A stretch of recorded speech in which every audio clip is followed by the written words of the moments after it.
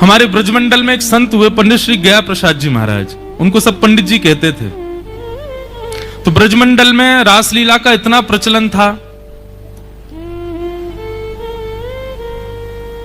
पहले कथाएं कम होती थी, रासलीला ज्यादा होती थी, क्योंकि लोगों को समझने के लिए लीला ज्यादा अच्छी लगती थी। तो सब लोग कहते थे, बोले ठाकुर जी, हमारे पूज्य पिताजी महाराज, आज पूज्य गुरुदेव भगवान पूज्य पिताजी पधार रहे हैं नासिक, बंबई आ गए हैं। अब बंबई से 6 साढ़े 6 बजे तक आ जाएंगे। तो उनको महाराज जी ठाकुर जी बोलते इसीलिए हैं क्योंकि वो रासलीला में कृष्ण बनते थे और वो इतने प्रसिद्ध हो गए थे वृंदावन में कि वो अपने ठाकुर स्वरूप के अलावा भी जब घूमते थे तो भी सब उनको ठाकुर जी बोलते थे। बोले तो ठाकुर जी जा रहे हैं, ठाकुर जी घूम रहे हैं, कहीं बाजार में मिल जाते रिक्शा में, और देखो ठाकुर जी ये शाम को कृष्ण बन जाते हैं, इसलिए सब ठाकुर जी बोलते थे। इसलिए पिताजी का उपनाम, मुख्य नाम तो कृष्णचंद्र शास्त्री, कृष्णचंद्र उपाध्याय, पर उनका उपनाम प्रसिद्धि हो गई ठाकुर जी के नाम से। तो हमारे नाना जी वो रासलीला में श्री जी बनते थे, किशोरी जी बनते थे, पिताजी से भी पहले। तो रास के प्रति एक भाव तो उत्पन्न हो ही जाता है जब देखते हैं ठाकुर जी को। तो पंडित श्री गया प्रसाद जी महाराज वो रासलीला देखते तो थे, पर केवल लीला समझने के लिए देखते थे कि कैसे कैसे क्या हुआ होगा। और एक बात आपको स्पष्ट बताएं, यहां जो रासलीला हो रही है बहुत बेसिक रासलीला है, मतलब बहुत सूक्ष्म उसका अंश दिखाया जा रहा है। कुंज की लीला चल रही है यहां पर, निकुंज और निभृत निकुंज तो आप उसमें प्रवेश ही नहीं कर पाओगे, वृंदावन में होती हैं निभृत निकुंज की और निकुंज की। अभी तो केवल एक स्पर्श मात्र आप देख रहे हैं लीला का, नहीं तो जब निकुंज और निभृत निकुंज की लीला होती है, जहां श्यामा श्याम के परस्पर प्रेम का सुंदर स्वभाव अष्टयाम होती है, अद्भुत आनंद आता है उसमें। वो रसिक जनों की बात है, रसिक जन ही उसमें प्रवेश कर पाते हैं। तो पंडित श्री गया प्रसाद जी महाराज रासलीला देखते थे केवल इसलिए कि लीला समझ सकें, कथा समझ सकें कि क्या भाव रहा होगा। बाकी पात्रों को वो सामान्य ही समझते थे, वो ये सोचते थे हमारी जैसे ही हैं ये पात्र, कोई मुकुट पहन के आ गए बस। लेकिन उनको कई रसिक जन कहते, बोले बाबा आप ऐसी भावना मत रखा करो, ये साक्षात ठाकुर जी हैं।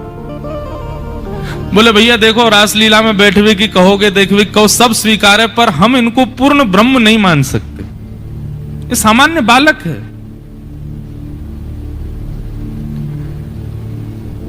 लेकिन एक दिन पंडित जी महाराज के चित्त में भाव आया, बोले अगर ये पूर्ण पर ब्रह्म है तो मौसम नहीं है अभी अमरूद का, अभी अमरूद फल हुआ नहीं है, पर ब्रह्म है तो अमरूद प्रकट कर सकते हैं। मेरी अमरूद खाने की इच्छा है और इनका उच्छिष्ट खाने, ये झूठा अपना खिलावे तो मैं मानूंगा कि ये साक्षात पर ब्रह्म है।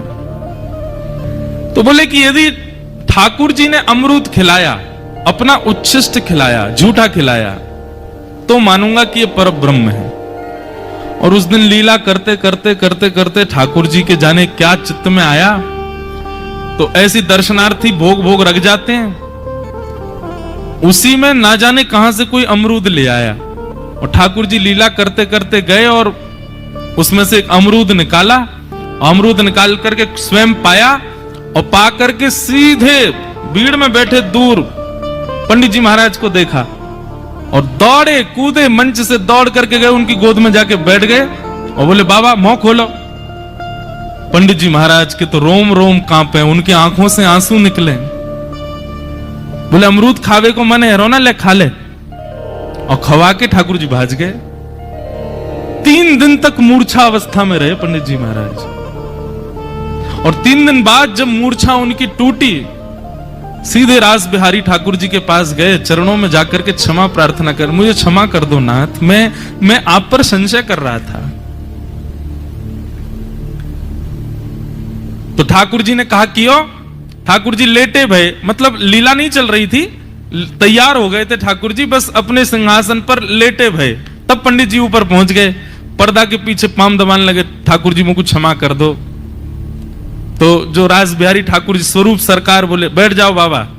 तो बैठ गए और अपने पैर के अंगूठे से, पैर के अंगूठे और उंगली के बीच ऐसे खोल के बाबा के ऐसे नाक दबाने लगे ठाकुर जी।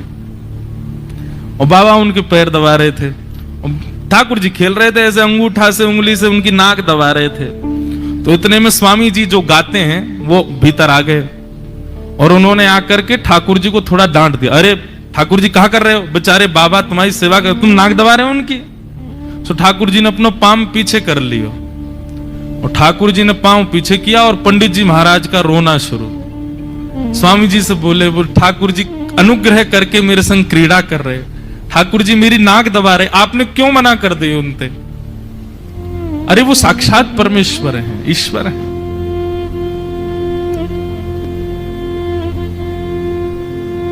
हमारे पूज्य पिताजी महाराज कथा में कहते हैं, भाव के वश में है भगवान,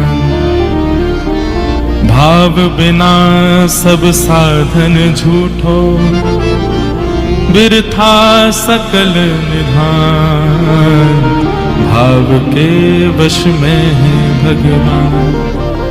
यदि आप भाव एक सामान्य संगमरमर की मूर्ति पर कर सकते हो, तो मुकुट धारण करके श्रृंगार करके ठाकुर जी की भांति उन्हीं के भाव को कहने वाले उस व्यक्ति में आप भाव क्यों नहीं रख सकते? और यदि आपको उनमें ठाकुर जी नहीं दिखे तो आपको मूर्ति में भी ठाकुर जी कभी नहीं मिल सकते। भाव बिना सब साधन झूठो, भाव नहीं तो आपके सारे साधन झूठे हैं। भाव प्राधान्य है। जिन पंडित जी महाराज का मैं सुंदर भाव अभी बता रहा था, पंडित जी महाराज सदैव भाव में ही रहते थे। ठाकुर जी के बस कोई मुकुट पहन के उनके सामने आ जाए, वो इस प्रकार उससे मिलते थे जैसे मानो साक्षात ठाकुर जी आ गए हों। देखने वाले सब आश्चर्य करते थे, बोले सामान्य बालक है, वो बाबा देखो ऐसे कर रहे हैं। कभी कभी कोई बाबा जी से कहता, पंडित जी महाराज से बोले, बाबा आप ऐसे कोई भी मुकुट पहन के आ जाए, आप इतना नतमस्तक क्यों है जाएं?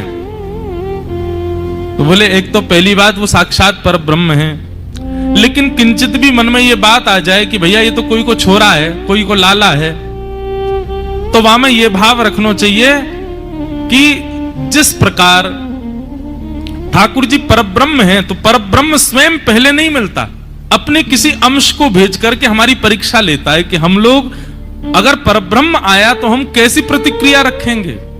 अगर परब्रह्म साक्षात ठाकुर जी हमारे सामने आ गए तो हमारी स्थिति और प्रक्रिया कैसी होगी, उसको परखने के लिए ठाकुर जी अपने अंशों को भेज देते हैं। तो वो अंश कभी कभी मूर्ति के रूप में आ जाते हैं, मंदिर में प्रतिष्ठित ठाकुर जी के रूप में आ जाते हैं, और कभी कभी रास बिहारी ठाकुर के रूप में भी आते हैं।